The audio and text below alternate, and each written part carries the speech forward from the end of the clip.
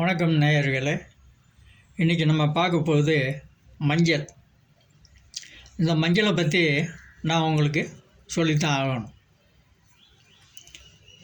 மஞ்சள் அந்த காலத்தில் இந்த காலத்துலேயும் சில பெண்கள் மஞ்சள் முகத்துக்கு தேய்ச்சி குளிக்கிறது வழக்கம். பழைய காலத்தில் ஆதி காலத்தில் இந்த மஞ்சளை முகத்துக்கு தேய்ச்சி தாலி கயிறுக்கு இந்த மஞ்சளை தேய்ச்சி குளிக்கிறது வழக்கம். இப்போ அப்படி இல்லைங்க. சிட்டியில் யாரும் மஞ்சள் தேய்ச்சி குளிக்கிறது கிடையாது. மஞ்சளை ஏன் தேய்ச்சி குளிக்கணும்னு பெரியவங்க சொல்லியிருக்காங்க அப்படின்னா, மஞ்சள் தேய்ச்சி முகத்துக்கு மஞ்சள் போட்டு குளித்தால் கிருமி நாசி, நம்ம கன்னத்தில் உள்ள கிருமிகள்லாம் செத்து போயிடும், அகண்டு போயிடும். முகம் சுருக்கம் இருக்காது, நல்லா முகம் சைனிங்காக இருக்கும். மஞ்சள் மகிமையோடு இருக்காங்கன்னு சொல்கிறாங்கள்ல, அதுக்கு அதான் உதாரணம். இப்போ அப்படி கிடையாது. சிட்டிலாம் தாலி கயிறுக்கு பிறகு செயின் வந்துருச்சு. செயினில் போய் இந்த மஞ்சளை தேய்க்க முடியுமா? தேய்க்க முடியாது. ரொம்ப பெண்கள் தாலி கயிறையும் போட்டிருக்காங்க, செயினையும் போட்டிருக்காங்க. அவங்களுக்கு தான் தெரியும் இதனுடைய அருமை, மஞ்சளுடைய அருமை என்ன அப்படின்னு. இப்போ ரொம்ப பேர் சிட்டியில் இந்த மஞ்சளை யூஸ் பண்ணுறது கிடையாது, முகத்துக்கு யூஸ் பண்ணுறது கிடையாது.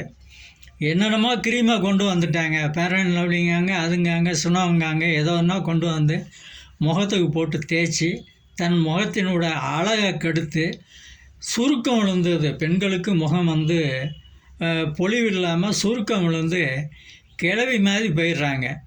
அப்புறம் எப்படி பெண் பார்க்க வருவாங்க?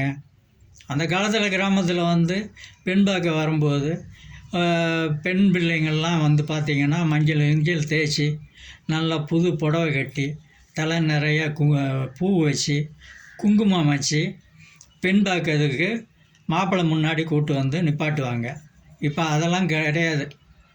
பொண்ணு எங்கேயோ ஒரு இடத்துல இருக்குது, மாப்பிள்ளை எங்கேயோ ஒரு இடத்துல இருக்கான். செல்லில் இதான் போட்டா, பொண்ணு போட்டா அப்படிங்க. இவங்கெல்லாம் பிடிச்சி போச்சுன்னா கல்யாணத்தை முடிச்சிடுறாங்க. அந்த சம்பிரதாயமெல்லாம் இப்போ கிடையாதுங்க. இந்த மஞ்சளை பற்றி உங்களுக்கு நான் விரிவாக சொல்லணும்னு நினச்சேன். நான் இப்போ சொல்கிறேன். இந்த மஞ்சளை ஒவ்வொரு பெண்களும் தேய்ச்சி குளிங்க. உங்கள் முகம் அழகு பெறும், மங்களகரமாக இருக்கும். அந்த காலத்தில் மீசை முளைக்கக்கூடாதுன்னு சொல்லி ஆண்களும் இந்த மீசைக்கு மஞ்சள் போடுவது வழக்கம். மீசை முளைக்கக்கூடாதுன்னு ரொம்ப பேருக்கு அது முளைக்காமல் போயிருக்கு. அப்படிலாம் இருந்த காலங்கள். அதனால் தயவு செஞ்சு பொம்பளைங்க எல்லாருமே மஞ்சள் தேய்ச்சி குளிங்க.